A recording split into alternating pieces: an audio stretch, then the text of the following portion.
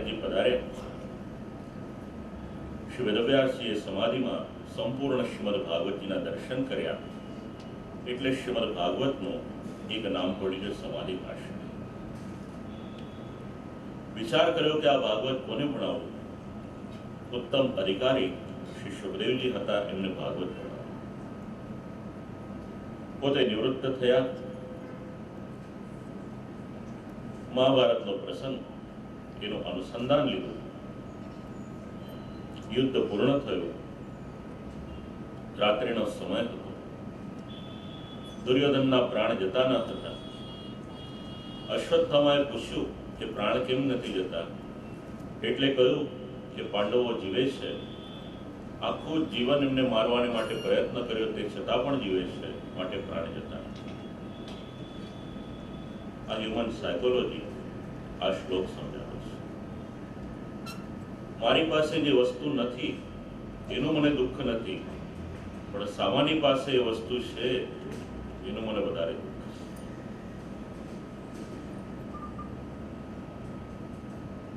વિચાર કરજો એટલે ખ્યાલ આવે. બે શબ્દ એ સ્લો પોઈઝન જેવા છે, કમ્પેરિઝન અને કોમ્પિટિશન. આખો જ જીવન આ કરતા રહીશું તો આપણી પાસે જે હશે એનો આનંદ નહીં લઈ શકીએ. એક વસ્તુ હશે તો બીજી મેળવવા પ્રયત્ન કરીશું, બીજી હશે તો ત્રીજી મેળવવા, ત્રીજી મળશે તો ચોથી મેળવવા. આમાં આપણી પાસે જે વસ્તુ હશે એનો આનંદ આપણે લઈ નહીં શકીએ. આ બધા સિદ્ધાંતો ભાગવત સમજાવે છે. આ દુર્યોધનની સાયકોલોજી. પોતે મરવા પડ્યા છે, એની ચિંતા નથી કે મારું મૃત્યુ કઈ રીતે સુધારવું. એની બદલે વિચાર કરે છે કે પાંડવો જીવે છે એનું દુઃખ છે. અશ્વત્થામા મારવાને માટે જાય છે. પાંડવોના 5 બાળકો એમને મારી નાખે છે. દ્રૌપદીજી જાગે છે.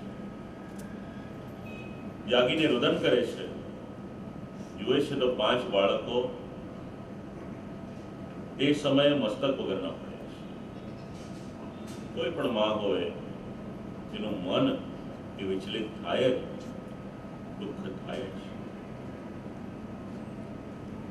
અર્જુનજી પધારે છે ભગવાન શ્રી કૃષ્ણની સાથે. અશ્વત્થામા બ્રહ્માસ્ત્રનો પ્રયોગ કરે છે, એને બાંધીને લાવે છે. દ્રૌપદીજી જોઈને કહેશે કે એમને છોડી દો. મુચ્યતામ મુચ્યતામ એષ બ્રાહ્મણો નિતરામ.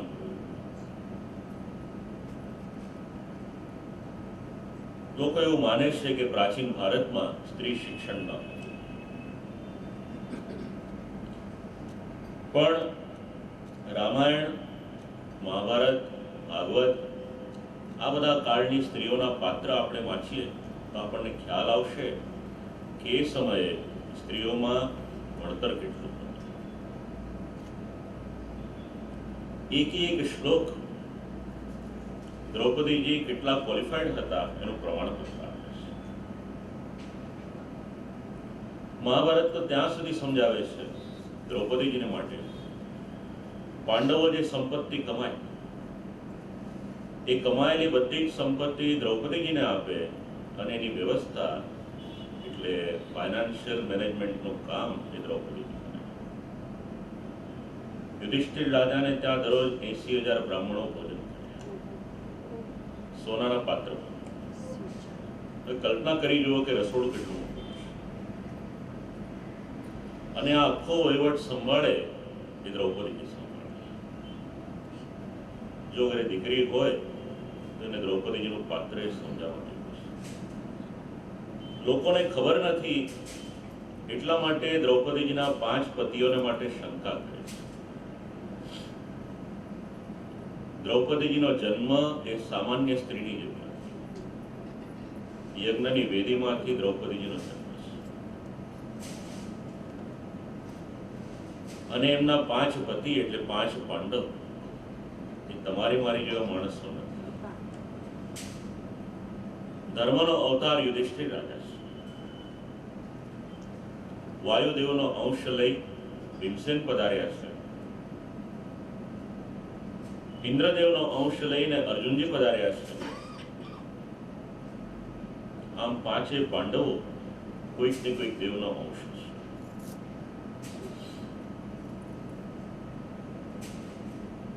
અશ્વત્થામાનું તેજ લઈ એમને વિદાય કર્યા. મૃતકોને અંજલિ આપવાને માટે ગંગાજીના તટ ઉપર આવ્યા, અંજલિ આપી. કોઈનું મૃત્યુ થાય,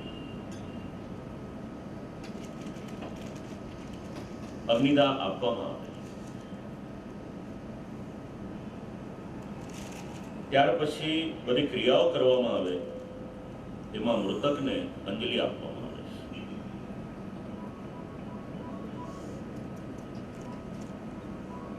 અંજલિ આપવાથી પિતૃઓ પ્રસન્ન થાય છે. શાસ્ત્રનો નિયમ તો ત્યાં સુધી છે, ઘરમાં કોઈનું પણ મૃત્યુ થાય તો જ્યાં સુધી એમને અગ્નિદાહ ન અપાય ત્યાં સુધી રડાય નહીં. જો રડીએ તો આંખમાંથી પડેલા આંસુઓ જેમનું મૃત્યુ થયું હોય એને પરુષ સ્વરૂપે પાન કરવા, એમને પરિશ્રમ થાય. એટલે જે વ્યક્તિ અગ્નિદાહ આપે એ પછી ત્યાં આગળ ભોગ મૂકી અને રડે, પછી રડવાનું વિધાન કરવામાં આવે છે.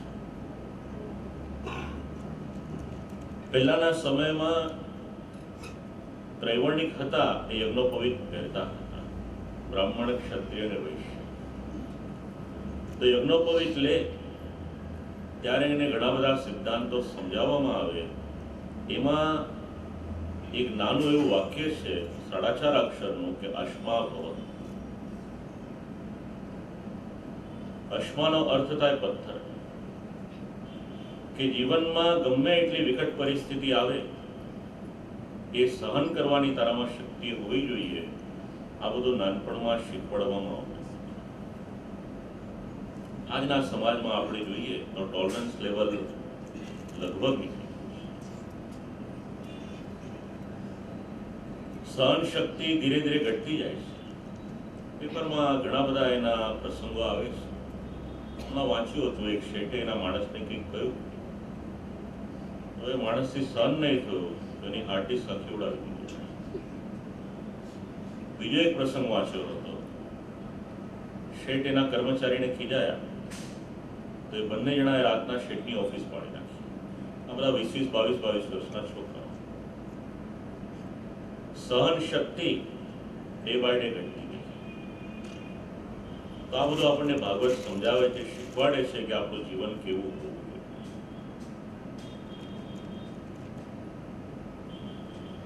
દાગાંજલિ આપી. માં કુંતાજીએ ભગવાનની સ્તુતિ કરી, વિનંતી કરી. જીવનમાં વધારે ને વધારે વિપત્તિઓ આવે એવી વિનંતી ભગવાનના શ્રી ચરણમાં.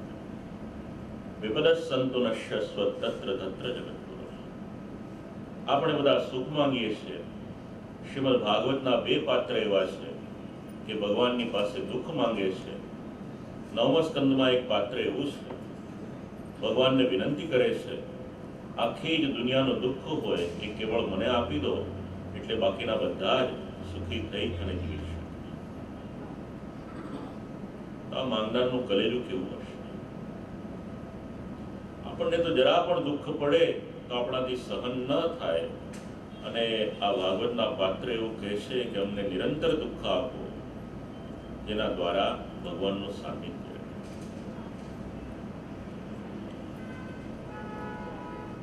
યુધિષ્ઠિર રાજાના મનમાં પ્રશ્ન થયો, યુદ્ધ દ્વારા આ રાજ્ય મળ્યું, નિર્દોષ લોકો મરાયા, ભણાયા, તેનું પાપ મને લાગે કે ન લાગે? એટલે કહ્યું કે હું આપને જવાબ આપું એની કરતા આપણા ઘરના વડીલ છે ભીષ્મ પિતામહ, એમની પાસે જઈએ એટલે નિરાકરણ આવશે. ભાગવત સિદ્ધાંત સમજાવે. એવું નહોતું કે ભગવાન જવાબ નતા આપી શકતા, તે છતાં પણ ભગવાને વિચાર કર્યો કે વિશ્વમાં ભીષ્મ પિતામહનો યશ વધે એટલા માટે યુધિષ્ઠિર રાજાને એમની પાસે લઈ આવ્યા છે.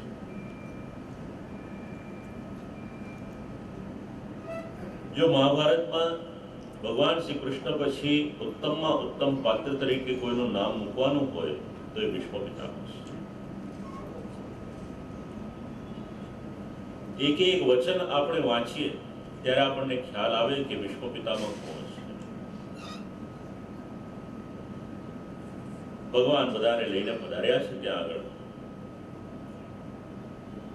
આવીને બધા જ પોતપોતાના સ્થાને રોકાયા.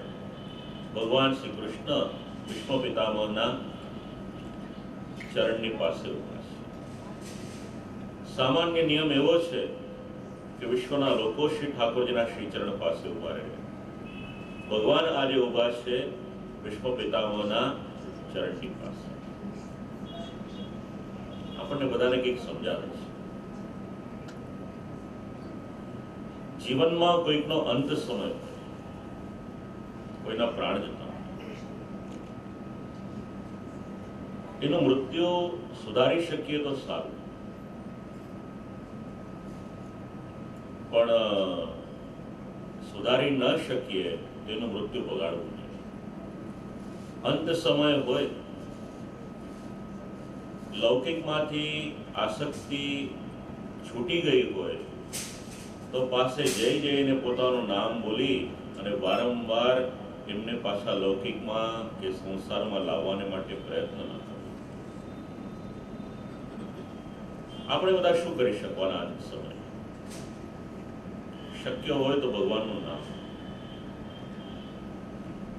કારણ અંત સમય હોય, મન સંસારમાંથી વિરક્ત થયું હોય અને પાછું આપણે એનું મન સંસારમાં અને આપણા બધામાં લઈ આવીએ તો મનમાં કોઈક ને કોઈક વાસના રહી જાય, આસક્તિ રહી જાય તો પાછો જન્મ થશે, પાછા દુઃખો ભોગવશે. એના બદલે અંત સમયે જો ભગવાનનું નામ લીધું હશે તો કદાચ ઠાકોરજી કૃપા કરી અને પોતાના સ્થાનમાં કાયમ સ્થાન આપે. ભગવાને સમજાવ્યું, જો હું પગ પાસે ઉભો રહું વિશ્વના તો મારા દર્શન કરવામાં એમને તકલીફ ન પડે. કઈ પરિસ્થિતિ છે વિશ્વની? શરીરમાં 2 આંગળ પણ એવી જગ્યા નથી કે જે આગળ બાણ ન વાગે. આપણને એક સોય વાગે તો પણ વેદના થાય. આપણા પગ ઉપર કોઈનો પગ પડી જાય ભૂલથી તો પણ ચીસ નીકળી જાય. ભૂલે ચૂકે ગાડી બંધ કરતા દરવાજામાં આંગળી આવી જાય તો પણ વેદના થાય. તો એ જેમના શરીર ઉપર 2 આંગળ પણ જગ્યા ખાલી નથી તો એ ભીષ્મ પિતામહની વેદના કેવી હશે?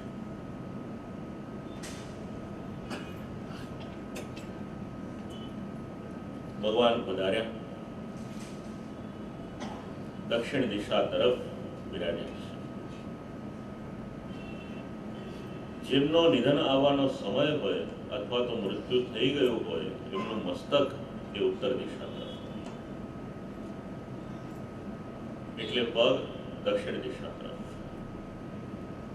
દરેક દિશાના અલગ અલગ દેવ છે. અહીંયા જે રુદ્ર કલશનું સ્થાપન કર્યું ત્યારે પૂજન કરાવતી વખતે એ દેવોના નામ બોલ્યા. આપણે પૂર્વ પશ્ચિમ ઉત્તર દક્ષિણ બોલીએ છીએ, પણ ક્રમમાં પહેલા પૂર્વ દિશા આવે. પૂર્વ દિશાના દેવ છે ઇન્દ્રદેવ. પછી દક્ષિણ દિશા આવે, એ દક્ષિણ દિશાના દેવ છે યમરાજ. દક્ષિણે યમાય. એટલે યમરાજને એક સંદેશ આપી દીધો કે મારા સેવકને લેવાને માટે હું આવ્યો છું, તમે પરિશ્રમ કરશો.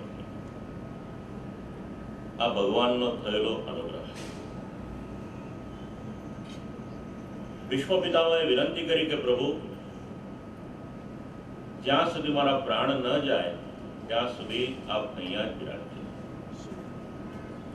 એક એક ધર્મ પાંડવો પૂછે છે, એના જવાબ આપે છે.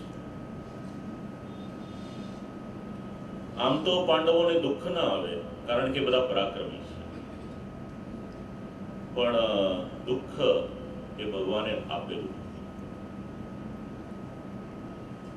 ભગવાનને ઈચ્છા હતી કે પાંડવો થોડા દુઃખી રહે તો મારો સાથ છૂટે નહીં, એટલે ભગવાને દુઃખ આપ્યું. જીવનમાં બધું જ સુખ હોય,